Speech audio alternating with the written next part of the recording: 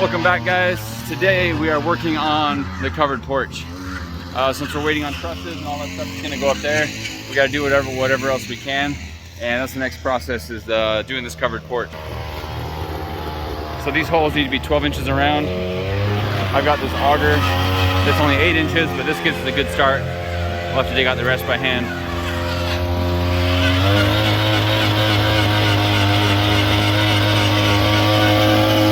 But let's take a walk around what was done yesterday.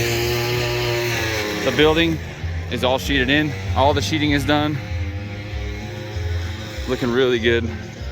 It's good out here, all the way around back. Everything is done except for the shop side going up. Oh, we got that. So if we look down this side, one issue we might have is when I set the posts, I didn't do an offset right here. So the posts should be in a little bit, but they're not. So we have a little jog out right here. It's just gonna affect the siding a little bit. Look, it's on the back of the building. That's something I always remember. I made a mistake when I set the posts. But sheeting is done except for the top. We're not gonna do the top until we have the trusses. That way if any wind comes, it's not gonna blow the walls over. All right, so we gotta do brackets again, but these brackets are for the posts that go in the front patio area. So these will hold up the posts that hold the trusses. Instead of building them from scratch, I went and bought some. These were 30 bucks for these pieces, but I wanted them to be a little bit stronger, and I had leftover rebar, and it takes me almost no time and costs me almost nothing to do this. So I'm just strengthening them up, just like you did with the other brackets with some vertical rebar, only 2 pieces, picking through the scrap that we had left and finishing it up. Even some of them were a little bit short, so I just make it work. So this is going the extra mile to make things better. I'm happy with it. But yeah, that was what, 3, 6, 9, 12, 15, 8, almost 200 bucks for the brackets, plus what I'm doing here. Definitely worth 200 bucks rather than me spending all the time to make these, right? And these are a lot less critical. They're not as strong, and they don't need to be because they're not holding as much weight. This is literally just holding up the porch. And even this is overkill, but better to do this than to not, and then wish I'd have done it after it's too late, right?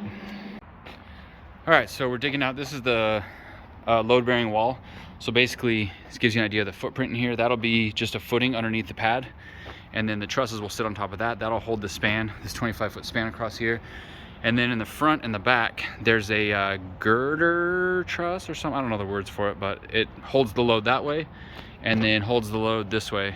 We could just hire Jesse to stand there for the life of the building and just hold it up.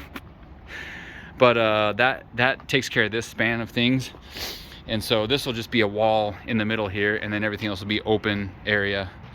So that'll be nice. We gotta dig this down about 10 inches. It's really, really compact, hard dirt. So we've just been chipping away at it and digging that down. Then we'll form this up and pour this before we pour the rest of it. We'll just laser get the height correct. And then that way we could actually, if the trusses show up before we're done and ready with plumbing, we can still set everything, do that wall, and then be ready to set the trusses even without the concrete there. So that's a possibility. The porch stuff, they got that finished this morning. So the brackets that I welded are now sitting in concrete pillars. So those will have posts. Jesse and I started building posts out of scrap wood. Can't remember if I filmed that or not. These are the posts we're gonna end up using. They're gonna be trimmed and formed around the outside. So we just glued two 2x6s around the outside, and then all the middle pieces are scraps. Like that's like a semi-long piece with a couple short pieces in there. And then, so that should have no problem holding the load of that. I gotta build 2 more of those. And then the porch will be done. We got some more LVLs. Luckily, oh yeah, I bought another lift today. Luckily, those LVLs that I bought, they're the wrong length. We'll be able to kind of piggyback them next to each other and then nail them together. And we'll be able to use those for the porch. So those are not a total waste, which I was worried about. I spent a ton of money on those, and they'll still luckily be useful for something. So things are coming together pretty well. All the sheeting is done in here. We were talking today about ordering windows. I think it's gonna be about $4,000 to $5,000 for windows, and that's not including that door there. So that's gonna be pretty expensive. We're gonna have in the shop, there's gonna be, the plans call for 5 windows up there, 1 between each post. Man, that's a beautiful view of the mountain. But what we're gonna do is just do 3, probably 1, 2, 3. And then on the back wall, we'll do 2. That way when the sun is out that way, we'll get sun coming through here and not just rely on those. A little bit of natural light idea coming through there.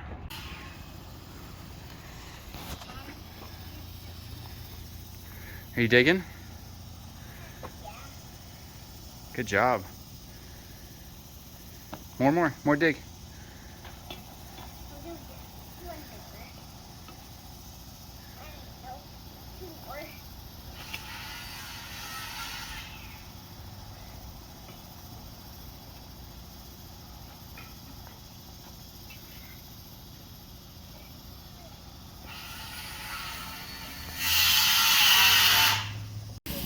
All right, so the porch is going up.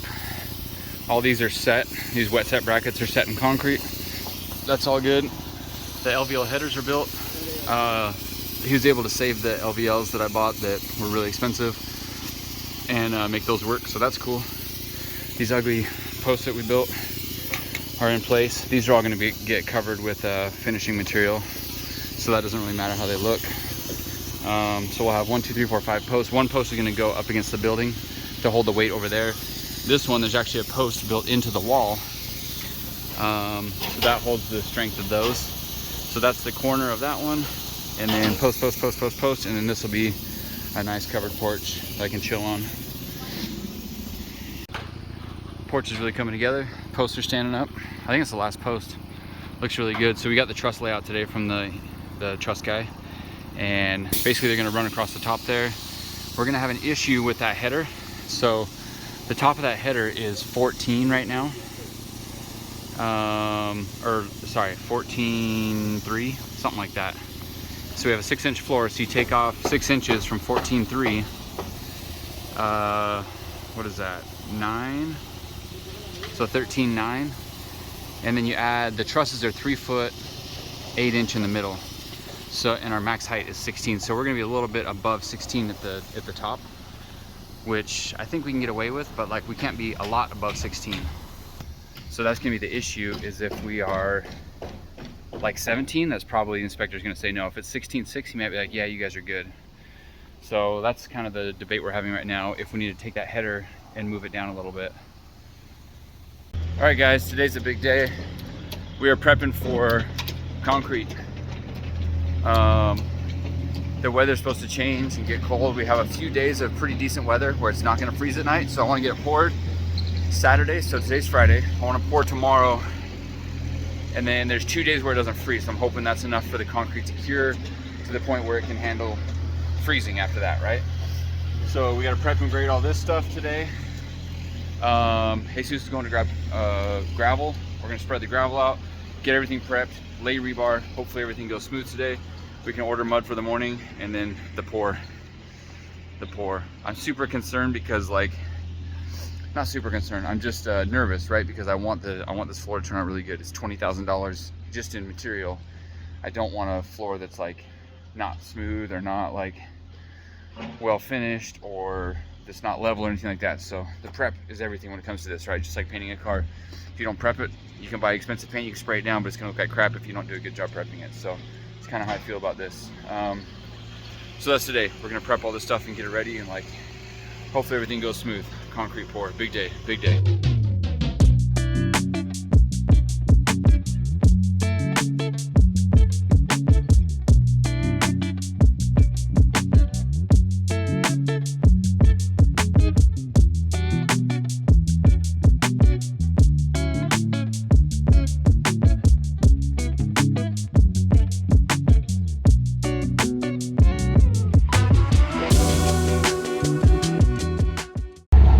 We're at the gravel pit getting a load of road base to go down before concrete.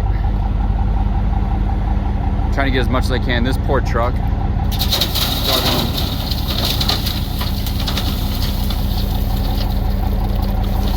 Woo!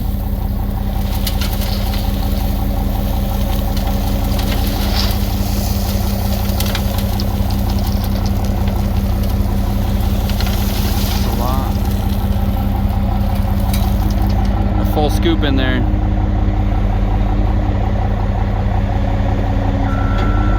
This guy's a pro.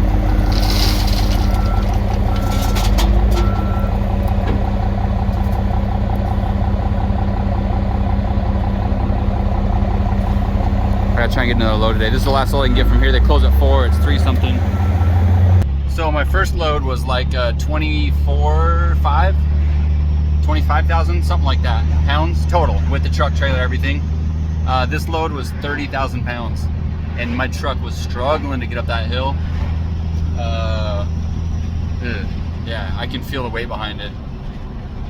I hope that the dump trailer can lift that much weight in there.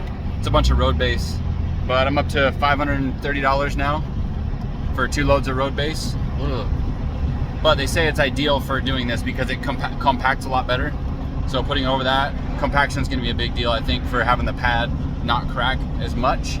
All concrete cracks, that's what everyone says, all concrete cracks, but obviously the more compact it is and the more metal you put in it, it should be better and stronger and not crack as much. But man, it's a lot of weight. So this is the 3rd load today. And we're gonna need more, but the yards are closed, so we can't really do much about that. I went to the wrong place at first. This stuff was $32 a ton, and that stuff was like $14 a ton, and that has more rock in it. So I should have just gone, and they're literally across the street from each other. Again, those are mistakes I make for not having experience. But you can see it's spreading out pretty well, but we're gonna need a lot more. This side is still all dirt. They started in the back corner there. So we got most of that all filled up and level. That side over there needs some more. And so we're gonna need at least 3 more loads, and tomorrow's Saturday. We're supposed to pour Monday. I don't know exactly what we're gonna do, but it's kind of frustrating. What's crazy is the trailer can't lift it. It's too heavy. That's crazy. This was another 30,000 pound load. Que peligro! Well, this is cool. I guess while I was picking stuff up, they dug up the plumbing already by hand. That's wild. So I guess I can start working on plumbing maybe tomorrow if nothing else is going on with the pour. I can buy some pipe and come set the plumbing through here. That's cool. And there's our pipe that passes through. So this will be perfect. Perfect.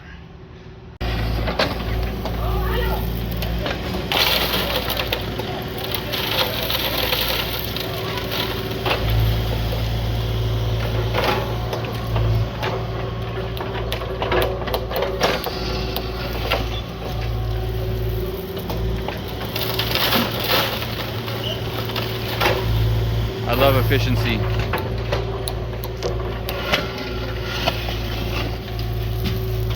What an efficient process. I just wish we had more material. So we were able to get 3 truckfuls almost to figure it all out. Compacting over there, over here. We need maybe like 3 wheelbarrows right here to finish it up. So we're just spreading it out and hoping it'll work. Because we can't get it till Monday, and we're trying to pour on Monday morning, so we got to make this work.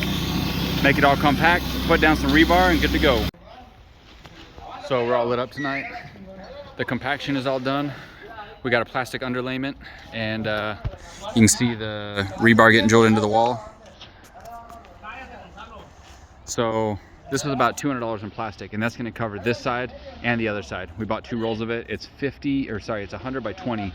So the shop's 50, so we can cut it perfectly in half, no waste that way. We can go 20, 40 feet, a little bit of overlap, so we'll do a 3rd one, 20, 40, 60 feet, a little bit of overlap, and then we'll have half left over. Hopefully we'll finish the other side underneath the foam over there. I did a calculation. If I were to do the ground foam for insulation, it would be about $2,300, and so I decided it's not worth it. Not worth it. If I'm not doing in-floor heating, it's not worth it. And so if I were to do PEX and all that stuff for the whole shop, let alone, it would probably need 2 or 3 zones and a pump and all that stuff. Aside from that cost, it would probably be an extra $3,000 or $4,000. It's just not in the budget, not worth it. I'm just gonna do forced air blowing heaters in there, and someday I'll wish that I would have done in-floor heating, but no. When I have a $25,000 concrete bill, another $3,000 or $4,000 is like too much. The other side I'm gonna do it. That'll be good. That'll be comfortable and nice. This side will just have to be air. Home Depot, 127 bucks. We got it down to $98. Jesus is on the hustle. So we bought 2 of them. We're $200 into this stuff. and we're using 1.5 of them. So I'm gonna get this one out and roll the other half.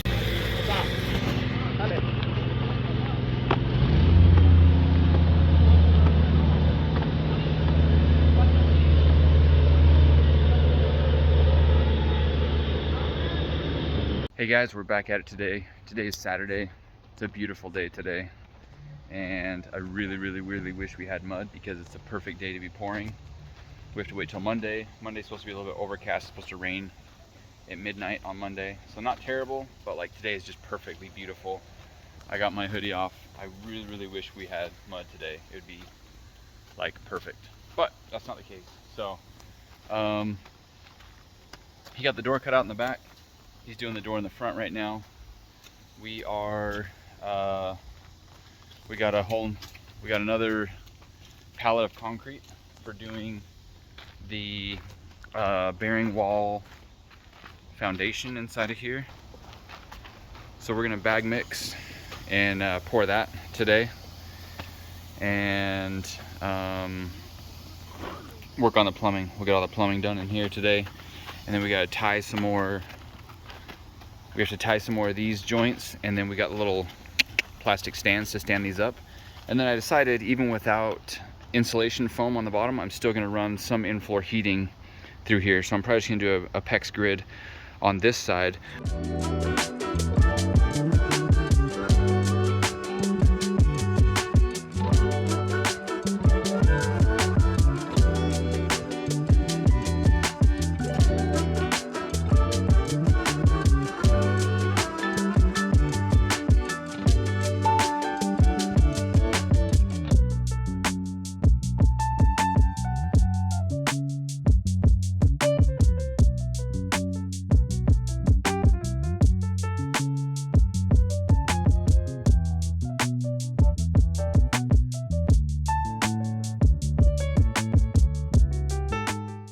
So I decided to, well, I changed my mind about putting in-floor heating in the shop side.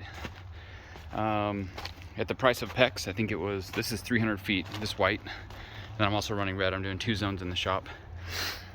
At the price of PEX, I think this was 98 bucks for 300 feet. So for $200, it's not a bad risk, right? What's the risk? The risk is it doesn't work, or something happens in installation and one of the hoses gets punctured. Whatever it is, whatever the risk is, it's pretty low. The main reason I decided not to do it in the first place is because I wasn't going to put $2,200 of insulation underneath. And I thought, well, if I turn the heaters on and it works, then you know, I'm losing some efficiency downward, but you know, $2,200 in insulation, whatever, right? So I figured I would just put the PEX in. I'm gonna do it. If it doesn't work, then I just leave it. No harm, no foul, right? I just got some hoses sticking out through the wall.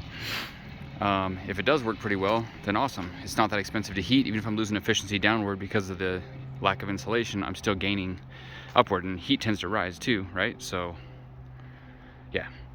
Anyways, some interesting things. I didn't do any really like calculated design. I just did what I thought would work best. The water's gonna flow out that way to the furthest part first, so the hottest water is gonna go further from the building, the office, and then flow backwards, and then by the time it's back to here, going back in, it should be cooled down. So hopefully it'll push heat further out into the shop. And then I decided, why don't I just run another zone out there? One of the reasons I also didn't want to do it is because I didn't want to risk drilling my lifts into the PEX. So I'm going to stay away from this area where the lifts will be. One lift will be right here, one lift will be right here. So I'm going to stay away from this. And I'm going to focus on doing a grid over there of 300 feet of this red. We added some rebar to really strengthen close to the doors. The reason I did this area is because this soil was a little bit softer. I'm worried about it shifting or moving since it hasn't really settled, you know, more than just like a month. So I added some rebar so hopefully the pad wouldn't sink and crack, or if it does try and sink, hopefully this kind of holds it and keeps it from completely collapsing.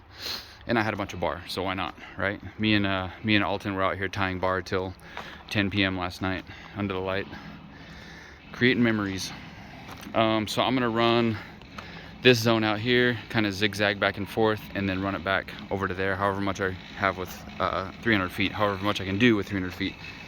A cool thing about this PEX tubing is it's printed. There's printed stuff along every so often, and it'll actually tell you how many feet you're at. Where's it at? There we go, it's right there. So it says right here 70 feet. So now I know I've got 300 feet on view 70 out of 300. So as I'm doing my weave back and forth, I know I'm gonna need about 60 feet to make it back over to there. So I can kind of start weaving. Once I have about 60 feet, then I can start making my way back to that room and not come up short. So like I said, I don't have like a super thought out grid here.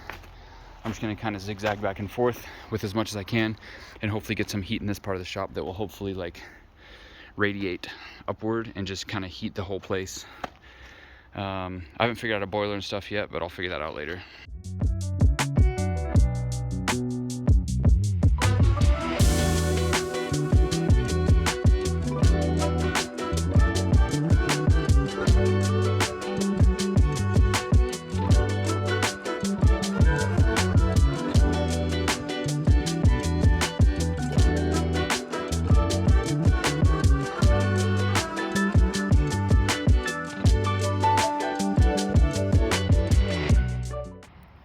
All right, so I finished doing that whole grid.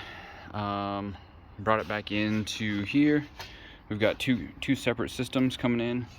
I'm gonna put the control box somewhere in this area. At least that's the plan for now. So I'm just tidying these up. This is a trick I learned from my buddy Mike Fulkerson for like spark plug wires or hoses when they're running next to each other, to use zip ties, you know, to create a little space between there. First you put the one across all three, leave it loose, run these ones in between the hoses, leave those loose, and then in sequence you tighten these two and then that one.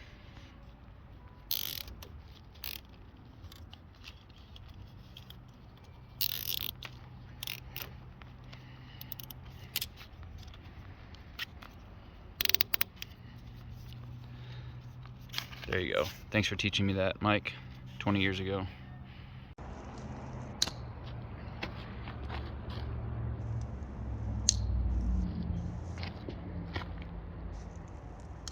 Fact, 60% of every zip tie you use is waste. But if you save your zip ties, your wasted zip tie ends, and you use them for mixing and spreading JB weld, then there's no waste at all. That's where these are going. Welcome back, guys. It is Monday morning and we had scheduled to pour the floor today, but we are not pouring the floor today. Supposedly there's no concrete available for to pour, so we had to reschedule. Today was supposed to be a nice day. Saturday was supposed to be a nice day. No concrete. Really sucks. We're getting pushed back. Really depressing. But looks like we scheduled it for Thursday. So hopefully that goes through. It's supposed to be a cold week this week, but not too cold to pour. So I'll have to do other things.